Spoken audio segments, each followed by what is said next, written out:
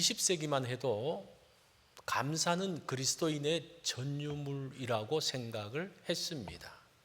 그래서 보네퍼가 이런 말을 합니다. 그리스도인과 비그리스도인의 구별은 감사를 하느냐 하지 않느냐로 결정된다라는 말을 하죠. 그런데 21세기를 오면서 감사는 더 이상 그리스도인의 전유물이 되지 않았습니다. 세상도 감사에 대한 것을 굉장히 강조하기 시작합니다. 요즘은 감사가 사람을 치료하는 치료법이라고 말합니다. 그래서 이른바 감사 테라피라는 것이 나왔습니다. 이 감사 테라피를 사용하는 심리학자 이현수 씨는 어려움과 고통의 문제를 해결하는 힘이 뇌의 전두엽에 있다라고 이야기를 합니다. 그래서 이 전두엽에서 문제가 있어도 전두엽에서도 괜찮아 그러면 이제 괜찮아지고 마음이 편안해진다는 거예요. 그런데 이 전두엽을 활성화시키는 게 뭐냐? 감사라는 거예요. 그래서 의사가 감사하십시오, 감사하십시오. 그래야지 병이 낫습니다. 뭐 이런 시대가 되어졌습니다. 간디는 이런 말을 했다 그래요. 인간은 오직 생각의 산물이기 때문에 생각하는 대로 된다 라고 했습니다. 생각하는 대로 되기 때문에 긍정적으로 생각하고 더 나아가서 감사하면 문제가 풀린다라고 말을 합니다. 자, 그렇다면 생각으로 만들어내는 감사, 전두엽을 자극하기 위한 감사가 진정한 감사일까? 라는 것을 우리가 한번 좀 생각을 해봐야 됩니다. 세상 사람들이 감사에 대한 이야기를 많이 하는데 그게 진짜 감사인가를 한번 살펴봐야 한다는 겁니다. 세상 사람들이 말하는 감사는 뿌리가 잘린 장식용 꽃과 같습니다. 예쁘지만 생명은 없어요. 잠깐의 위로는 주지만 곧 시들어버리고 흔적도 없이 사라지는 감사입니다. 오늘 우리는 감사, 진정한 감사, 삶의 생명을 불어넣는 그 진정한 감사의 뿌리를 한번 찾아가는 그런 시간을 가지려고 합니다.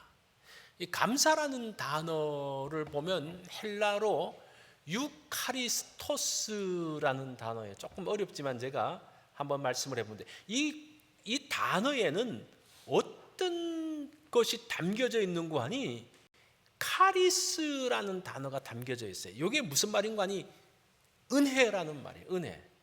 감사가 뭐냐? 은혜를 아는 사람들이 하는 것이 감사라는 거예요. 그래서 감사라는 말에는 은혜라는 게 숨겨져 있다는 사실들을 여러분 기억을 하셔야 됩니다. 내가 받은 은혜에 대해서 그 대상에 대해서 반응하는 것이 감사다라는 겁니다. 자, 이런 그 말씀을 가지고 우리가 감사의 뿌리가 무엇인지를 알아가는 시간을 갖겠습니다. 진정한 감사의 뿌리는 한 3가지 정도가 있어요. 첫 번째는 그리스도의 평강입니다. 그리스도의 평강이 우리의 마음을 주장할 때 나타나는 것이 감사라는 거예요. 15절을 보면 그리스도의 평강이 너희 마음을 주장하게 하라. 너희는 평강을 위하여 한 몸으로 부르심을 받았나니 너희는 또한 감사하는 자가 되라. 무엇이 내 마음을 주장하는가? 무엇을 가지고 있으면 마음이 평안해지고 감사하는가? 자, 이것을 봐야 됩니다. 나이가 들면서 자꾸 생각나는 게 무엇인가 하니 노후를 잘 준비해야지 뭐 이런 생각이에요. 아, 내 노후가 충분히 준비됐냐? 또 노후가 잘 준비된 사람들을 보면 참 부럽기도 합니다. 젊은 분들은 자녀들에 대한 걱정이 있습니다. 그래서 어릴 적부터 자녀들을 잘 양육하려고 합니다. 제가 텍사스에서 만났던 한 분이 있는데 그분은 신앙으로 자녀를 잘 양육을 했습니다. 이제 아이들 학교 보내기 전에 거실에 모여서 이제 같이 손잡고 기도하고 보냈습니다. 성경 암송을 했습니다. 또 신체가 건강해야 된다 해서 그 아빠가 유도를 해가지고 또 아이들에게 유도도 가르치면서 건강한 신체를 만들었습니다. 이 아이들은 부모의 인도하심을 따라서 이게 잘 순종하며 따랐습니다. 그런데 틴에이저가 되면서 아이가 갑자기 확 바뀌어버린 거예요. 반항하기 시작합니다. 그러다가 딸 아이가 집을 뛰쳐나가 버렸어요. 부모는 어찌할 바를 알지 못합니다. 노후가 잘 준비되어지고 자녀가 잘 자라는 걸 보면서 마음에 평안이 있었습니다. 그런데 자신이 준비한 노후가 어떤 한 사건 때문에 흔들리기 시작합니다. 자, 이게 정말 진정한 평안일까? 잘 자라던 아이들이 어느 날 흔들리기 시작합니다. 사실은 흔들리는 것은 진짜 평강이 아니에요. 영원한 평강이 아니라는 겁니다. 그것이 그리스도의 평강과 이 세상이 주는 평강의 차이라는 겁니다. 그리스도의 평강이 내 마음을 주장할 때 평강이 있습니다. 그때에 참 감사가 만들어집니다. 여기서 주장한다라는 말이 심판자라는 뜻이에요. 심판자가 된다. 모든 상황을 그리스도의 평강의 관점으로 판단하라는 겁니다. 어떤 문제와 상황 가운데서 이 상황에서 주님은 어떻게 평안을 만드실까? 그것이 그리스도의 평강이 내 마음을 주장하게 하는 것입니다. 이 문제와 상황에서 주님은 어떻게 하실까? 주님의 평안은 무엇일까? 힘들게 하는 사람에게 감정적인 반응보다는 주님은 이런 상황 가운데서 어떻게 평화를 만들어 가실까? 이 어려운 상황에서 어떻게 주님은 평강을 주실까? 그게 그리스도의 평강이 너희 마음을 주장하게 한다는 겁니다. 15절 중간에 보면요, 너희는 평강을 위하여 한 몸으로 부르심을 받았다고 말합니다. 하나님께서 우리를 부르신 목적이 뭐라는 겁니까? 평강이란, 주님의 평강으로 부르셨습니다. 주님의 평강이 우리를 주장을 할 때에 비로소 그 가운데서 진정한 감사가 나온다는 겁니다. 이 감사는 흔들리지 않는, 어떤 사건이나 어떤 문제로 인해서 흔들리지 않는 평강이고 감사라고 말합니다. 제가 평강이라는 말을 많이 했는데 이 평강이 도대체 무슨 뜻인가? 이 평강은 평화로운 관계입니다. 상태가 아니고 관계입니다. 이것은 제가 계속해서 말씀드리는 거죠. 전쟁 하루 전날도 상태는 고요합니다. 평화롭습니다. 그런데 관계가 깨지면요, 전쟁이 일어납니다. 전쟁 중이라도 그 두 나라의 관계가 회복되어지면 이제 곧 평화가 만들어집니다. 그래서 이 평강이라는 것은 하나님과의 바른 관계예요. 이것을 신학적으로 말하면 바른 관계는 뭐냐? 의로움이라고 그래요. 의로움. 우리가 의롭다 그러고 의로운 사람이라고 말하는데, 의로운 사람은 의롭게 행동하는 사람이 아니라 하나님과 바른 관계에 있는 사람이 의로운 사람이라는 거예요. 그래서 우리가 이것을 아는 게 굉장히 중요해요. 하나님과의 관계가 있는 사람이 의로운 사람이고 그 사람이 하나님의 평강 가운데 있는 사람이라고 말합니다. 칼빈은 이렇게 말합니다. 평강은 하나님의 선물이다. 감사는 그 평강이 하나님의 선물임을 인정하는 것이다 그래요. 평강이 하나님의 선물인데 감사는 뭐냐? 그것이 하나님의 선물인 줄 알고 반응하는 게 감사라는 거예요. 존 오웬이라는 분은 이 청교도 신학자인데, 이분은 감사는 평강의 온도계다라고 말합니다. 그래서 이 평강과 감사가 동전의 양면처럼 이렇게 왔다 갔다 하는 것을 볼 수가 있습니다.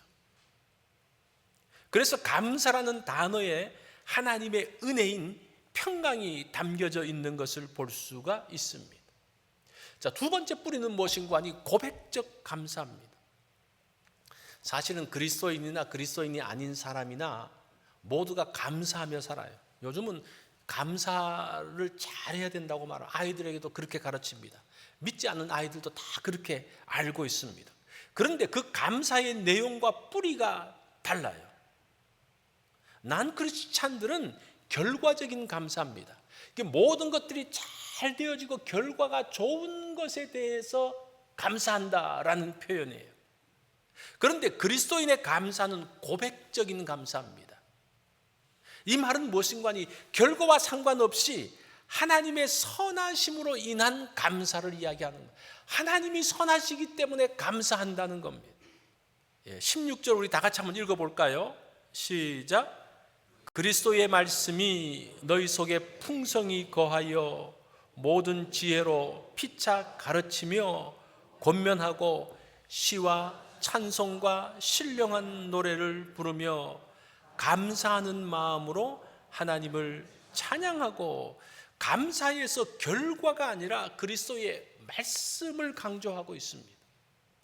그 모습이 바울의 삶을 통해서 잘 보여주고 있어요. 그게 이제 빌립보서 1장 15절과 18절인데, 여기 보면 어떤 이들은 투기와 분쟁으로, 어떤 이들은 착한 뜻으로 그리스도를 전파하니, 18절로 넘어가서 무슨 방도로 하든지 전파되는 것은 그리스도니 이로써 나는 기뻐하고 또한 기뻐하리라.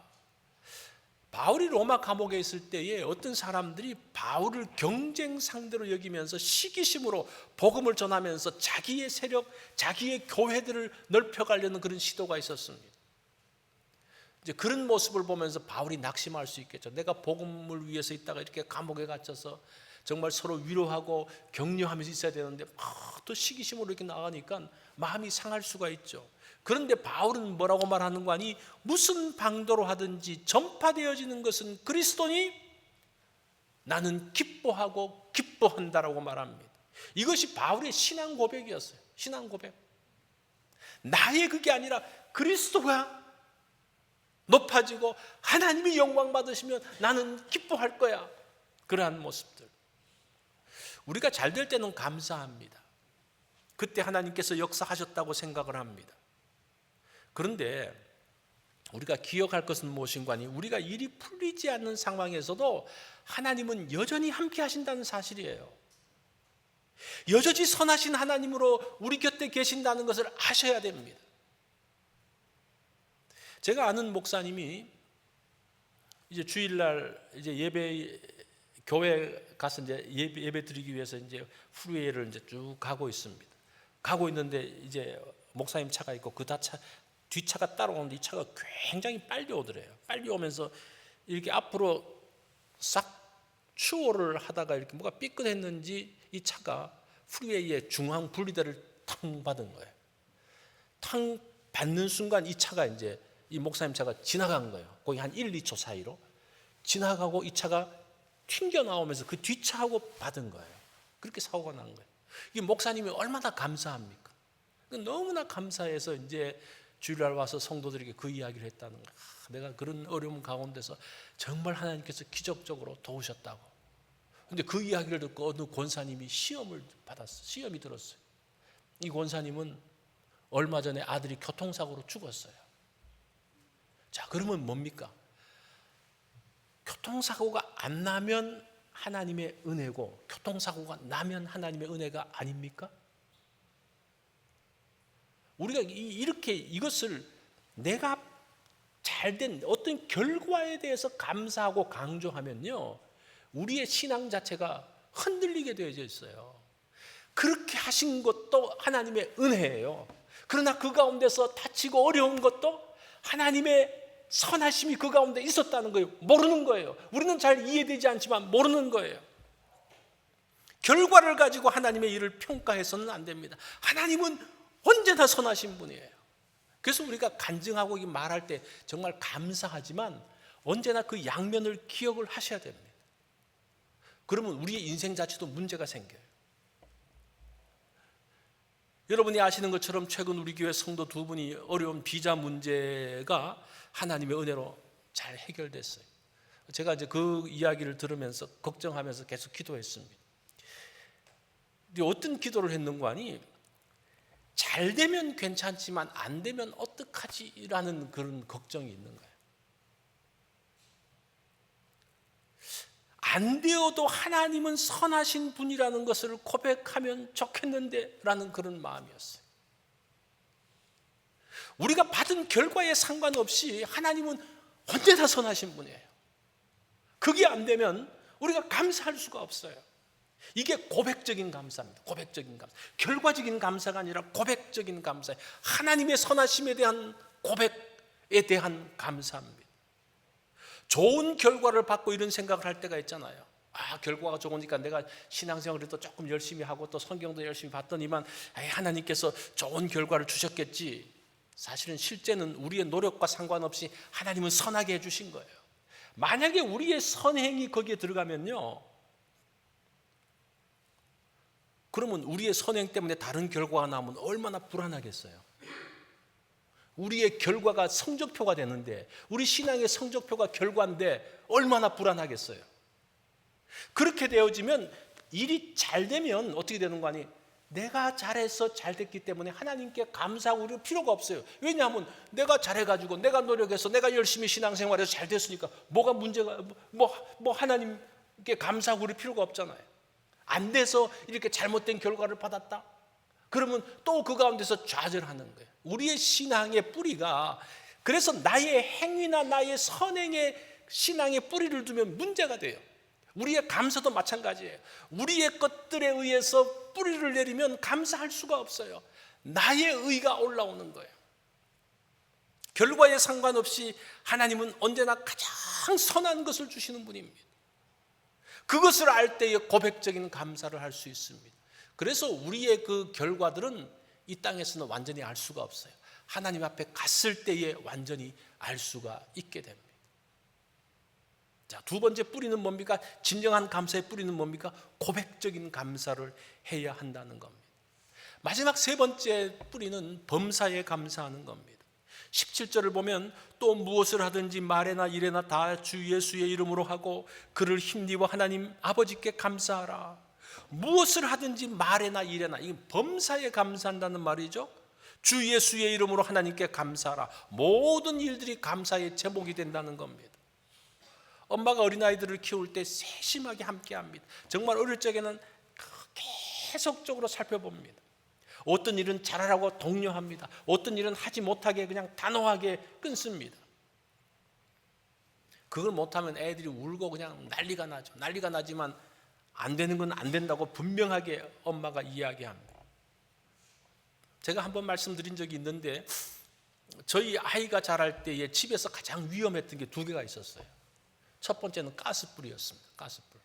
엄마가 가스불을 딱 켜면 불이 착 올라오는 걸, 그걸 너무나 신기하게 보는 거예요. 너무나 재밌게 보는 거예요. 그거 하려고 그냥 계속 달려드는 거예요. 그게 못하게 했죠. 두 번째는 뭔가니, 제가 면도하는 면도칼을 그렇게 관심 있게 보는 거예요. 그걸 이제 가스불은 막았는데 면도칼은 못 막았어요. 그래서 애가 놀다가 칼에 베였어요. 드디어 아이가 그렇게 갖고 싶어 하던 면도칼을 가졌어요. 이게 축복입니까? 저주입니까? 그러니까 우리가 그렇게 갖고 싶어 하던 것, 내가 손에 쥐었다고 이게 잘 됐다? 몰라요. 조심하세요. 하나님께서 아니라고 하면 멈춰야 되는 거예요. 도로에 신호등이 있지 않습니까? 우리 인생에도 신호등이 있어요. 파란불이 켜지면 가는 겁니다. 이때는 잘 풀리는 때입니다. 노란불이 켜졌을 때는 조심해야 됩니다. 조심하면서 모든 것들을 조심해야 됩니다. 빨간불이 켜지면요, 무조건 서야 돼요. 아무리 급해도 서야 됩니다. 답답해도 기다려야 됩니다. 그때 가면 사고가 납니다. 그때 가면 문제가 생깁니다. 자, 멈추게 하는 것이 하나님의 응답이에요. 빨간불이 켜졌을 때는 가는 게 아니라 멈춰 있는 게 응답이에요. 응답. 근데 사람들은 몰라요. 가는 것만 응답이라고 생각해요. 뭔가 되어지는 것만 응답이라고 생각을 합니다. 그러면 파란불만 응답으로 생각하면요, 하나님의 은혜의 3분의 1만 가지고 사는 거예요. 그 3분의 1의 은혜만 가지고 그냥 일평생 살다가 그 정도만 누리다가 가는 거예요. 이게 빨간불과 노란불의 은혜를 알 때에 비로소 하나님의 은혜의 100%를 누리는 거예요. 만약에 파란불만 가지고 신앙생활하는 사람은요, 어려움의 때에 이겨내지 못합니다. 너무 힘들어하는 거예요. 이런 하나님의 은혜를 기억해야 하는 겁니다. 가난한 통나무집에서 태어나서 독학으로 변호사가 되어지고 정치가가 된 에이브럼 링컨의 삶, 여러분들은 잘 아시죠? 이분은 굉장히 유명한 대통령이지만 이 사람의 삶을 보면요, 성광과 영광보다는 아픔과 상실로 가득 차 있었습니다. 그의 젊은 시절은 사업에 실패했고 사랑하는 약혼녀를 잃었습니다.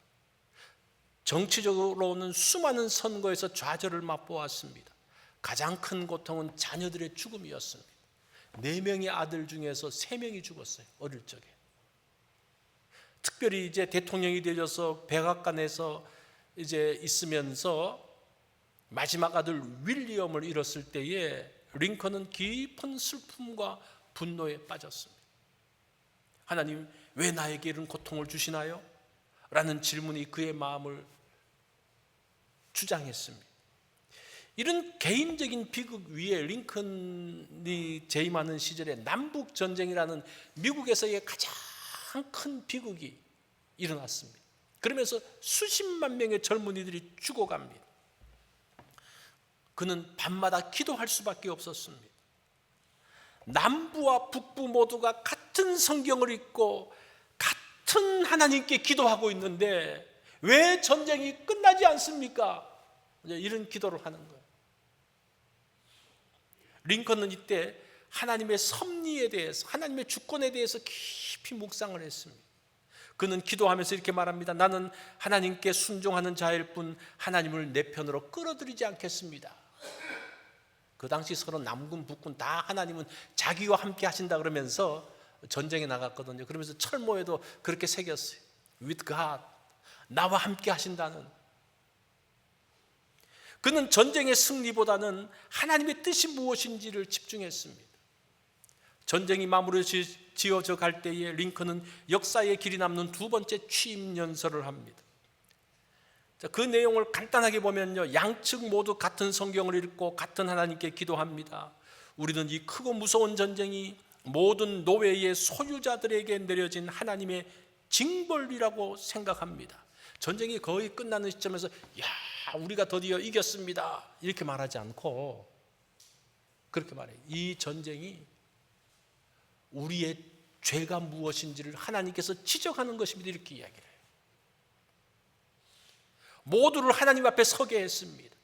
링컨은 패배한 사람들도 하나님의 의로운 섭리 앞에 있다는 것들을 이야기했습니다. 고백적 감사를 할 것을 말하는 거죠. 이런 링컨의 고백적 감사는 미국을 회복의 길로 인도했습니다. 말은 인생의 운전대라는 말이 있습니다. 무슨 말을 하느냐에 따라서 방향이 달라진다는 거예요. 원망과 불평의 말은 불화와 파괴의 땅으로 인도합니다. 감사의 말은 파괴와 절망 속에서도 우리가 감사할 수 있다면 그것이 우리를 감사의 땅으로 인도합니다. 이 말이 인생의 운전대예요. 그래서 여러분 이게 운전대를 어디로 돌리냐에 따라서 방향이 달라지잖아요. 여러분 꼭 기억을 하십시오. 감사에는 하나님의 은혜, 그리스도의 평강이 담겨져 있습니다. 우리의 감사는 고백적인 감사요, 범사의 감사입니다. 이게 지금 3가지죠. 그리스도의 평강과 고백적인 감사와 범사의 감사. 이게 감사의 뿌리예요. 이 감사의 뿌리가 여러분의 감사에 생명력을 불어넣는 그러한 시간이 되어지기를 바랍니다.